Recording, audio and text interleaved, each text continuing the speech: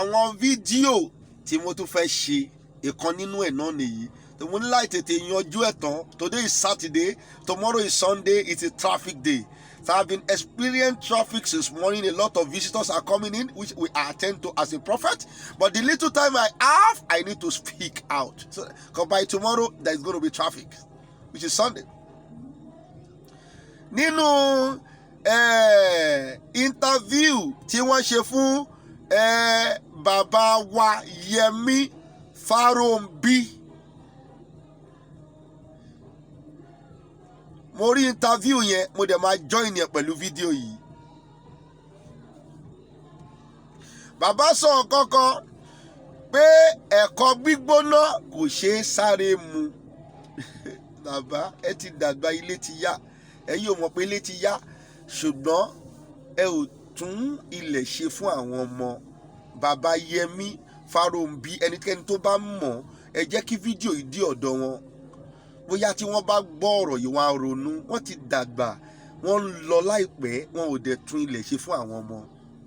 Ẹ ti bà ilẹ̀ jẹ́ náà.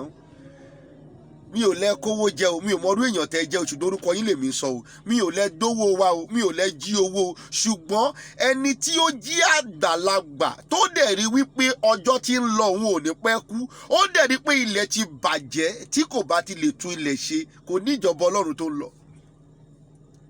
Ẹ̀yin máa kú láìpẹ́ yìí, ẹ fi kíní sílẹ̀ fún wa, àwa la máa jẹ̀yà ẹ̀, ẹ sì ní ká ṣì máa ní sùúrù. Tó nínú ọ̀rọ̀ yìí ohun tẹ́ ń sọ ni wípé ẹ̀kọ gbígbóná kò ṣe sùúrù jẹ, pé ká ṣe kíni, ká ní sùúrù. Ṣó gbẹnu yín?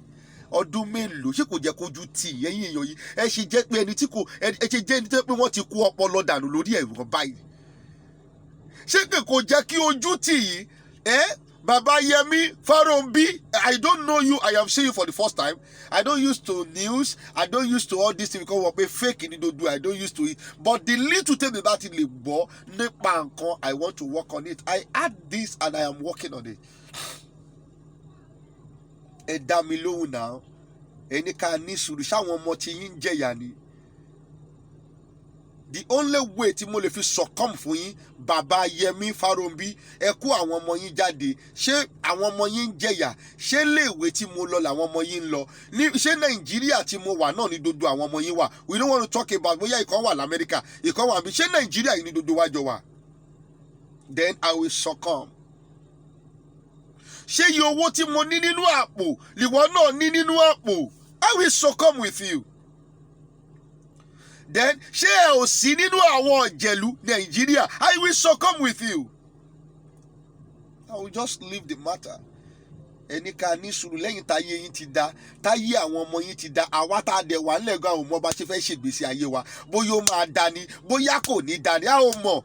We are just there. Èyí dẹ̀ ti ní ká tún ní sùúrù. Èyí dẹ̀ pé ẹ ti ń lọ, ẹ ti ṣeṣẹ́ lẹ̀ fún àwọn ọmọ yín láti jẹ. We don't have anything. We have nothing left to eat. Everything is scattered. Nigeria have turned upside down. Kí ló dé? Ẹ̀yin àgbà tí kò máa ń sọ̀rọ̀ tí kò sí ọpọlọ lórí ẹ̀. Ẹni ìgbésẹ̀ wo ni kẹ́, ìgbésẹ̀ wo ló jẹ́ kó gbé? Ẹni ká ní sùúrù. Ká ní sùúrù lọ̀rọ̀ tó wà lẹ́yìn. Ká ní sùúrù. Àbí nǹkan tẹ́yìn ń protect ní pé ohun tẹ́ ẹ ṣe sílẹ̀ ká má fogun bàjẹ́, ogun ló máa bàjẹ́, ó máa pa àwọn ọmọ yín ni. Gbogbo wọn ló máa pa. Wọ́n bá wà lé wa pa wọn, tó bá wà lóko wa pa wọn, because ọ̀rọ̀ Nàìjíríà kò ṣe kéèyàn ní sùúrù kankan mọ́. Ó ti kọjá ẹ̀ pátápátá, kò sí sùúrù lórí ọ̀rọ̀ Nàìjíríà mọ́. I don't know you from anywhere. Mi ò mọ issue yìí rí. I am seeing you for the first time, but ohun tẹ́ ẹ sọ yìí ló jẹ́ kémi jáde. You know, it is not done. Sùúrù wo lè ẹ sọ? Ọ̀nà bàbá tiẹ̀ máa gbà á, ọ̀nà tá a lè gbà. Ọlọ́run ò sọ ọ̀nà kankan fún wa. Ọ̀nà tá a lè fi gbá Yorùbá nation pé a máa jagun. Bá a dẹ̀ jagun kí n sọ fún yíyá ò lè rí gbà. No other calculation you can do. If you like, go and do simultaneous equation. It cannot work. The only simultaneous you can do that the money is equal to it is war. That is so good. Kò sí nǹkan tó ń pè lómìnira ní Nàìjíríà, kò sí nǹkan tó ń pè lómìnira ọmọ Yorùbá, kò sí nǹkan tó ń pè lómìnira Biafra. Ogun ni, kò sọ̀rọ̀ lórí ẹ̀. Lẹ́yìn ogun kò sí ọ̀rọ̀. Bàbá ohun tẹ́ sọ yóò kù díẹ̀ káàtó.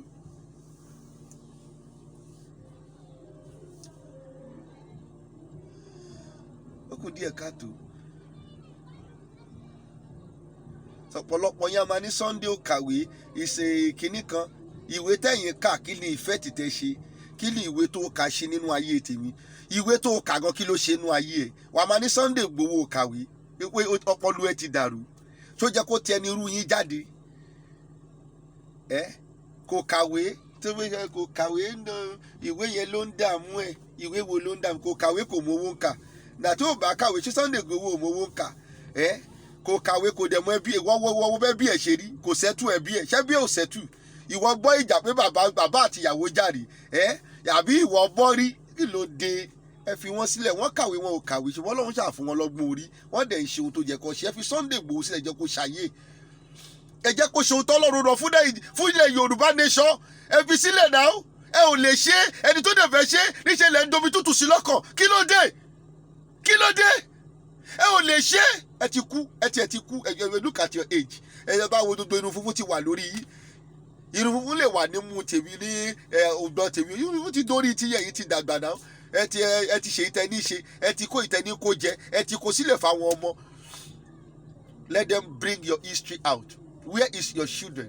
Tó bá pé báwọn ọmọ mi ṣe ń jìyà làwọn ọmọ tiẹ̀ ṣe ń jìyà, there is no problem. Tó bá pé primary school táwọn ọmọ mi lọ tó yẹ ti gọ́ọ̀mẹ̀ntì làwọn ọmọ ẹ lọ, kò sí wàhálà. Ṣùgbọ́n mo mọ̀ pé kò lè rí bẹ́ẹ̀ láyéláyé. Kò lè rí bẹ́ẹ̀. Ẹni tó bá ti sinmi, ẹni tó ti ní tán, ẹni táyé ẹ̀ ti dá, ẹni tí kò fẹ́ jẹ́ kí ìkọ́kọ́ ṣẹlẹ̀ sóhun tó ti ní, òun ló sọrú ọ̀rọ̀ tó sọ yẹn. Ìyà dẹ̀ ń jẹ àwa, ìyà ń jẹ wá, ebi ń pa wá, ebi ń pa àwọn ìyá wa. A ò rí ilé gbé, ẹ̀yin dé ilé, ẹ tún ní estate. A ò rí ilé gbé, ẹ̀yin délé, ẹ tún ní estate, ẹ tún kọ́lé kiri. Ẹ ra lé sílùú èyìnbó, ẹ ra lé sí Nàìjíríà. Ọ̀rọ̀ burúkú lẹ́nu ẹyẹ. Bàbá Yẹmí Farounbi, ẹ jọ̀ọ́ tẹ́ ẹ bá ti rí nǹkan sọ, ẹ má sọ̀rọ̀ lórí ọ̀rọ̀ Yorùbá nation o. Tó pé wo ìyà yẹn sì máa ba èyí náà, máa ba gbogbo àwọn ọmọ yín. Kò sí ọ̀rọ̀ sùúrù ẹ̀kan dídóná ọdún wo lẹ ti ń sọ? Tẹ́ ẹ sì sọ ní about 20 years ago, ẹ tún ń sọ sí. Ọmọ yóò tẹ́ ẹ mọ lórí burúkú tó ti ẹ̀ wá sọ́dọ̀ yìí gan tó wá ń ṣe interview lọ́dọ̀ ọ̀rú ẹ̀ yìí. Kí lẹ fẹ́ sọ ju pé ká ní sùúrù lọ? Ẹ̀yin dẹ̀kẹ̀rẹ̀ ti kú tán, ẹ ti ṣiṣẹ́ sílẹ̀ fáwọn ọmọ yìí. Kí lẹ fẹ́ sọ ju pé ká ní sùúrù lọ? Sùúrù ò lè sọ̀rọ̀ Yorùbá o. Sùúrù ò lè gélú yìí sí méjì o. Kò sọ̀rọ̀ ń bẹ̀. Ogun ni. Láìsí ogun kò sọ̀rọ̀ ń bẹ̀. Kò sùúrù kankan ò ní kankan tó fẹ́ ṣe.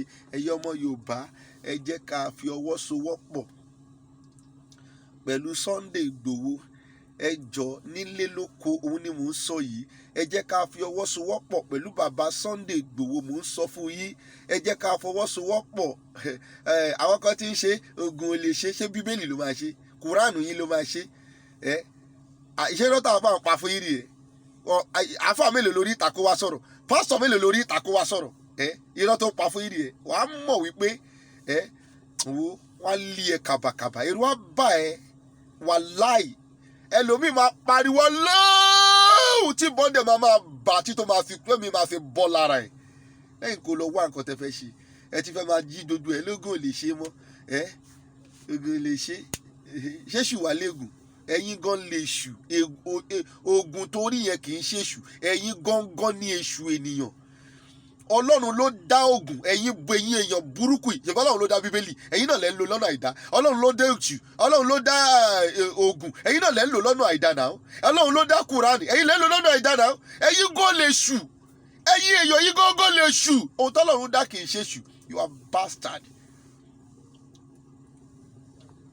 Mi ò mọ̀ yẹn kankan. I'm a blunt person. I speak because I'm a prophet. Prophet ìtorí yẹn. Ìgbà tí mo ṣe ń bá wọn wòlíì jà nìyẹn, ìjọ wọn kì í kún. They are blunt. Ohun tó bá ti lè rí báyìí tó jẹ́ pé Ọlọ́run ló sọ fún wọn, they want to say it out. Àwọn tó dẹ̀ jókòó wọn ò fẹ́ gbọ́, they will run away. Ṣé ìjọ ìránṣẹ́ Ọlọ́run tòótọ́ tá a pè ní wòlíì, ìjọ wọn kì í kún. Tó bá kú bí Adébóyè ṣe kú yẹn 419 ìdí. Tó bá kú bí ti Pastor Chris ṣe kú ìṣe 419. Ẹ fi ránṣẹ́ sí wọn. Ohun tẹ́ ẹ sọ bàbá Yẹmí Farounbi kì í ṣe tiwa. Ẹ jọ̀ọ́ ẹ má dá sí ọ̀rọ̀ Yorùbá. Ká kú mọ̀ pé ẹ ti kú, ẹ ò sí láàyè, inú ilé lẹ́wà. Yọ́tà bá dẹ̀ máa jà jáde lé yín, ẹ ṣe gan ni. Ẹ fi kíní ìránṣẹ́ o. Èmi tí tòótọ́ bàbá confam JP. Ẹ fi ránṣẹ́, mi ò ń bọ̀, mi ò tí ì dé.